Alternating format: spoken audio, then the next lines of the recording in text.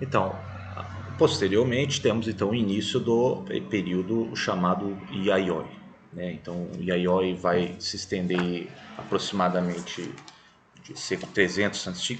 até mais ou menos 250, como eu falei, né? E no qual veremos já uma atividade considerável de sedentários, de vida sedentária. Agora, o que é interessante é o seguinte: você teve um período em que já tinham habitações de Ainos, né, do período Jomon, e uma leva migratória que parece ter vindo da região do leste asiático, pela Península Coreana, em que houve já o deslocamento desses habitantes do período Jomon, que vão continuar o seu estilo de vida, parte pesca, coleta, alguma atividade agrícola, e eles vão se afastar dessa presença da chegada desses novos imigrantes vindos do continente asiático, né, principalmente na região mais ocidental de Honshu, as ilhas de Kyushu, né? E os homens do período Jomon, né? Eles fogem ou para as ilhas mais meridionais, no Okinawa, ou mais ao norte de Honshu ou em Hokkaido, né? Então isso já começa a explicar um elemento novo, né? Um elemento de que os aborígenes anteriores se deslocam. Haverá, claro, aí um elemento de tensão ou, se não, de assimilação, que vai marcar aí um período migratório na história japonesa, já na virada do antes para depois de Cristo, nossa presente era, né? Foi por Kyushu e pelo sul da ilha de Honshu que começaram a apresentar então as sinais de novas técnicas agrícolas, o cultivo intensivo do arroz, como eu falei anteriormente, e também da metalurgia do ferro, né? Então isso já haverá uma quebra na continuidade anterior, né? É claro que isso depois vai apresentar todos suas gradações à medida que o tempo, os anos vão passando, né? Mas que eventualmente o cultivo do arroz se estabelece. Isso vai ter consequências populacionais, o crescimento de cidades e aldeias, né? Uma delas, a principal, talvez o achado seja o que foi achado na cidade de Okayama em 2005, né? Em que perceberam talvez que a variedade genética do arroz possa ter vindo ou do sul da China ou na região do Laos, no sudeste asiático, ou pelo sul através de Okinawa, né? E depois essa poderia ter ido para a Península Coreana e depois ter chegado para o sul do arquipélago japonês, né? E com o estabelecimento do cultivo do arroz, as sociedades as crescem. Então, se você tinha mais ou menos 70 mil estimados a população japonesa no final do período Jomon, até mais ou menos explodindo para 3 milhões de habitantes no período Yayoi, né? Por volta de 250 depois de Cristo. Algo notável, né? Já o crescimento expressivo, né? Entenda, isso foi muito concentrado nas regiões ocidentais e da ilha de Honshu ou também nas regiões de Kyushu, né? E aí essa proximidade com a Península Coreana, ela denuncia uma certa proximidade, influência, né, dessas duas áreas. Né? Na área da cerâmica, claro, Yayoi, aí no período Yayoi, a área de cerâmica, ela, em comparação com o Jomon, ela cai em qualidade.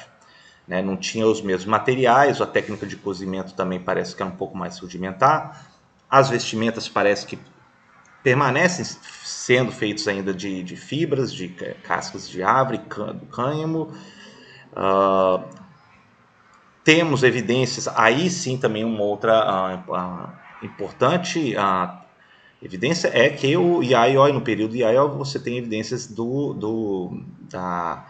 da forja, né, metalurgia do bronze, o que é muito interessante, né, porque o Japão dominou-se antes a metalurgia do ferro e depois o bronze.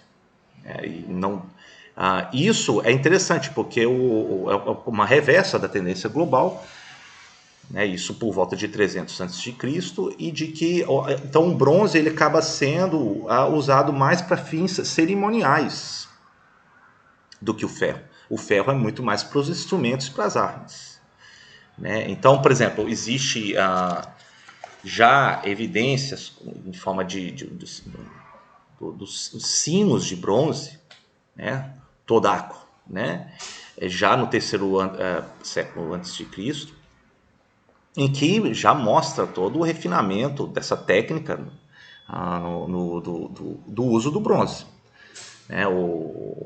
Em termos sociais, a sociedade vai se tornar então mais complexa, estratificada, haverá sinais já de acúmulo e de estocagem de grãos de arroz, né?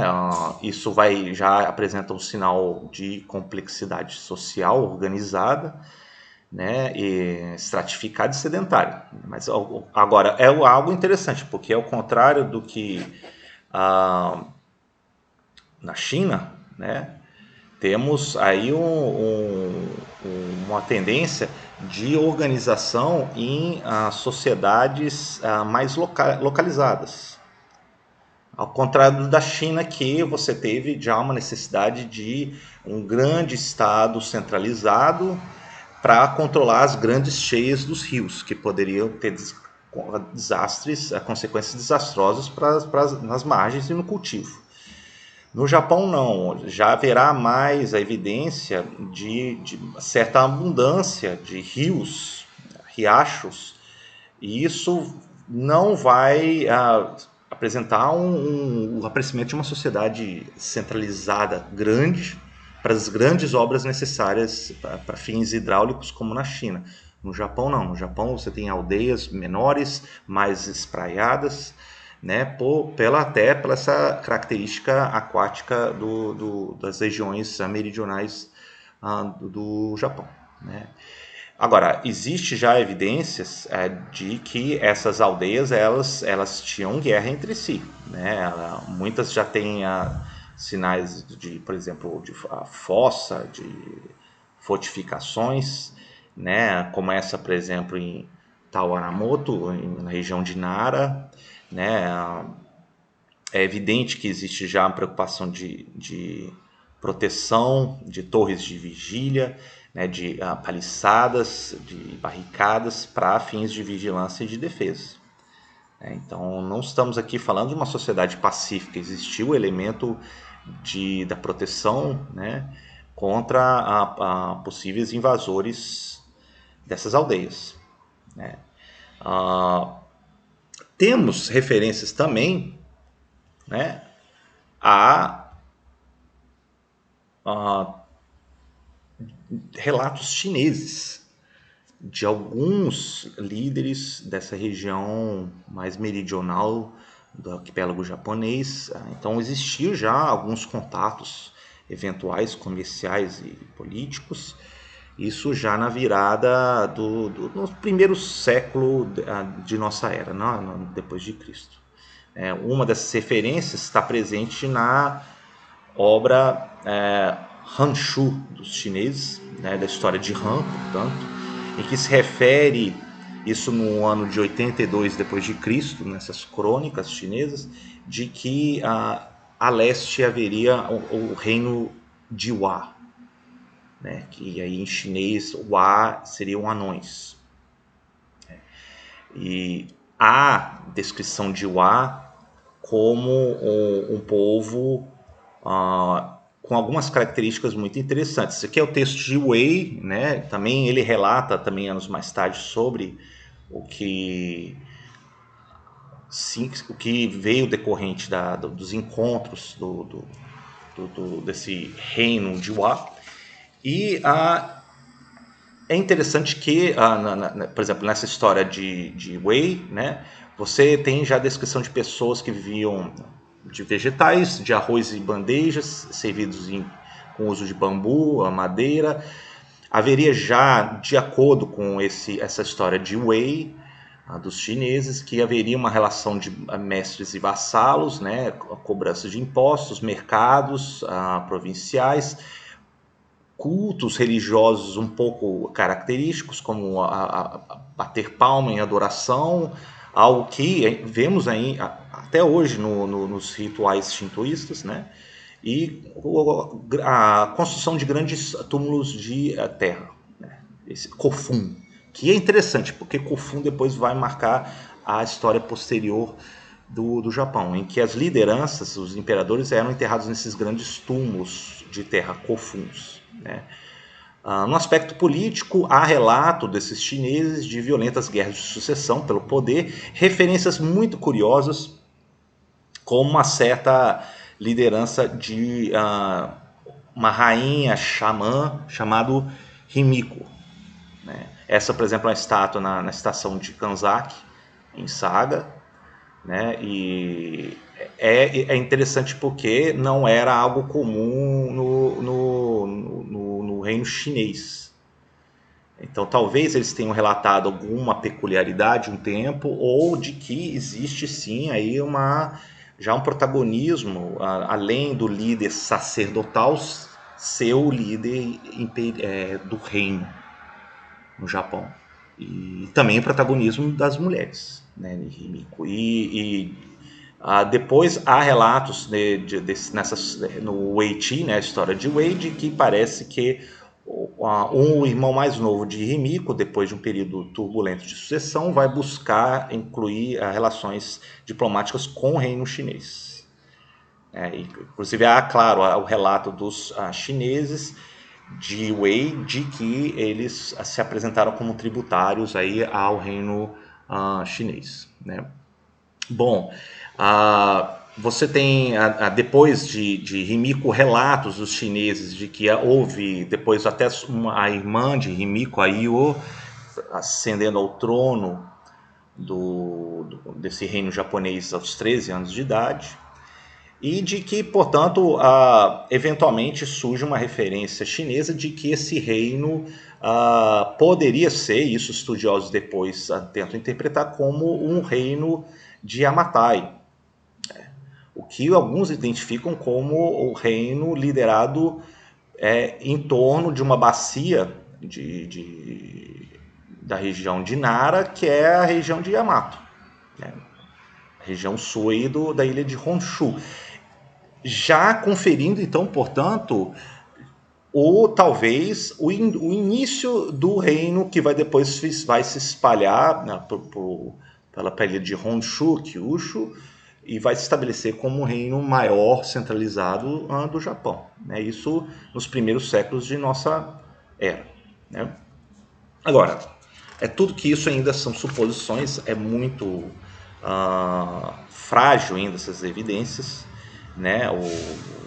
Temos ainda muitos estudos, até no o próximo período, que vai ser chamado de Kofun, que veremos na aula 2.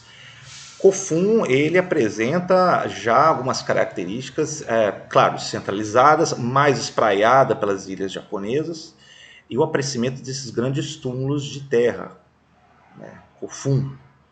E até hoje você tem vários desses grandes túmulos de terras espalhados pelo Japão, em que ali está enterrado já lideranças imperiais, da família imperial dos Yamatos, né? E pelo fato de ter essa característica de sacerdotal e imperial, você já tem a união muito cedo na história japonesa do elemento político e o elemento religioso junto, né?